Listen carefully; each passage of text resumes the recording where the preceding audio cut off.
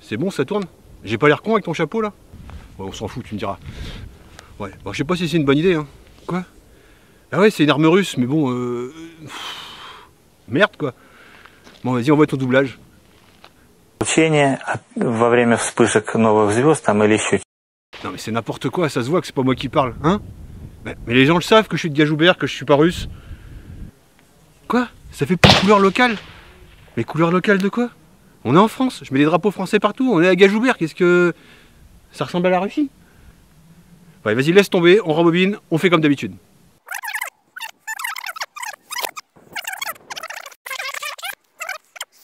Bonjour à tous, bienvenue à Gajoubert, j'espère que vous allez bien, moi ça va impeccable, je suis ravi de passer ces quelques instants avec vous. Et aujourd'hui, je vais vous demander de faire un effort d'imagination. Imaginez une arme qui est l'architecture d'une Kalachnikov et qui serait en capacité de tirer le calibre 12. En d'autres termes, la robustesse et la fiabilité de la mythique arme russe avec la versatilité du calibre 12. C'est bon, vous l'avez? Ce rêve, il existe et on va en parler aujourd'hui. Bien sûr, il est russe et ça s'appelle le Molot VEPR 12. C'est parti! Donc cette arme russe, elle est fabriquée par la société Molot Orudzi. Cette société a été fondée en 1940 et son activité principale était la fabrication de la PPSH. La PPSH était l'arme principale des fantassins soviétiques pendant la Seconde Guerre mondiale. Et donc aujourd'hui, Molot Orudzi est connu pour sa gamme Molot VPR. Ce sont une série d'armes fabriquées sur l'architecture et le fonctionnement de l'AK-47. Donc c'est ainsi que cette société russe va décliner sa gamme de fusils dans différents calibres. On va retrouver du 5,56, du 7,62 par 39 et du calibre 12, le calibre qui nous intéresse aujourd'hui. Donc quand ils ont imaginé cette bête tout droit sortie d'un film de science-fiction, ils avaient une idée bien précise et on va dire plutôt large parce que bien sûr le public, la cible principale était tout ce qui était police et militaire. Mais Molot Orudzi n'a pas voulu s'arrêter là puisqu'elle voulait aussi toucher les tireurs sportifs et les chasseurs. Ouais, les chasseurs. Alors on va se calmer. Dans nos frontières, il est bien sûr pas pensable d'utiliser ça pour la chasse. Vous imaginez nos chasseurs en forêt le dimanche se promener avec des AK. Non, c'est pas possible en France, tout simplement parce qu'il y a un chargeur amovible, que le canon est trop court et qu'il a une trop grande capacité. Donc la chasse, ça ne nous intéresse pas, on oublierait chez nous. Mais voilà, l'idée c'était vraiment de développer cette arme dans ces trois domaines. Les trois domaines vont se décliner en 4 modèles. Un modèle police, un modèle tir sportif, un modèle IPSC et un modèle police qui sera lui en full auto. Bon, vous me dites, ça ressemble à une AK, mais qu'en est-il du fonctionnement? En fait, c'est un système à emprunt des gaz identique à celui de AK, avec piston et vent fixe. Le boîtier, lui, il a été conçu à partir d'un boîtier de RPK, la mitrailleuse de AK, la version mitrailleuse de la AK, ce qui va lui donner une robustesse suffisante pour encaisser les tirs au calibre 12. Le canon. Donc les tailles de canon vont varier de 12 à 27 pouces suivant la version que vous allez prendre, à savoir la version courte ou la version IPSC. C'est un canon lisse. Le canon et l'empreinte des gaz, ils ont été chromés durs, ce qui va lui donner une bonne résistance à la corrosion.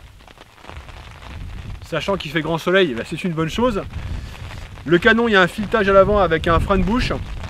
Les organes de visée, eux, se composent d'une hausse réglable en dérive et en site et d'un guidon lui aussi réglable. L'autre particularité par rapport à un AK de cette arme, c'est que le rechargement, le chargeur va s'insérer de façon verticale, d'accord? On voit que le puits de chargeur a aussi un petit peu été évasé pour améliorer l'introduction des chargeurs. On n'aura pas à l'intégrer à la manière d'une AK comme ça, on peut l'intégrer de façon verticale. Les commandes sont ambidextres et le bouton pour libérer la culasse, il a été mis juste ici. Voilà, sinon la bête fait à peu près 4,2 kg. On va arrêter les discussions, on va les tirer et puis de toute façon on verra tous les petits détails après au démontage et surtout au sec. Allez, je vous dis ça, à tout de suite, c'est parti!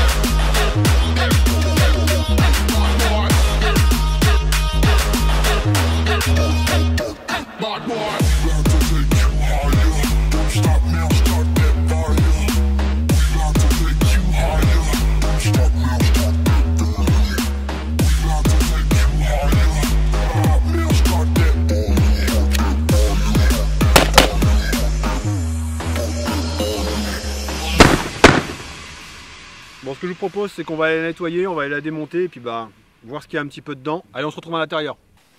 Donc on voit bien les commandes ambidextres. Ici, on voit la commande pour pouvoir rabattre la crosse. Le bouton pour libérer le chargeur.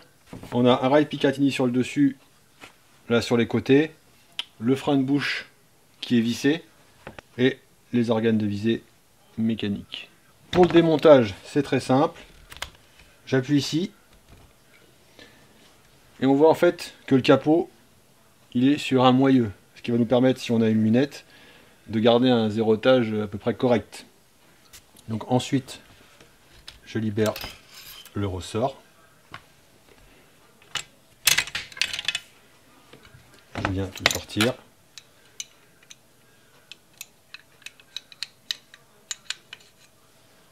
Voilà. On va nettoyer tout ça.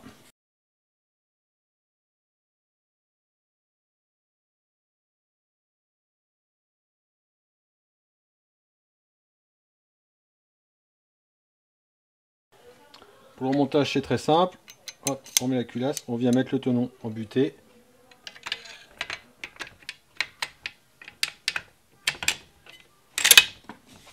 Hop, j'enfile mon ressort et j'ai plus qu'à rabattre.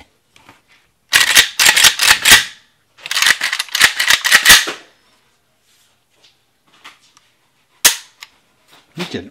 Bon ben voilà pour ce qui est de ce petit molotte VEPR en calibre 12. Bah, c'est sympa à tirer, c'est fiable. Alors, ce que j'ai à dire, il ne faudra pas utiliser des cartouches de 12 trop faibles avec pas assez de puissance parce qu'on va avoir des difficultés pour le recyclage. Avec des 28 grammes je crois, il y a eu un ou deux ratés, donc voilà, si on veut de la performance à 100%, il ne faudra pas hésiter à mettre un petit peu de puissance dans les cartouches. Sinon ça bouge pas, c'est quand même assez lourd, je vous ai dit 4,2 kg donc ça bouge pas. On sent pas le recul, c'est super bien géré. Si je devais comparer par rapport à un Benelli M4, on sent que c'est un petit peu plus rustique, hein. Il y a un petit peu moins de fluidité dans le mécanisme.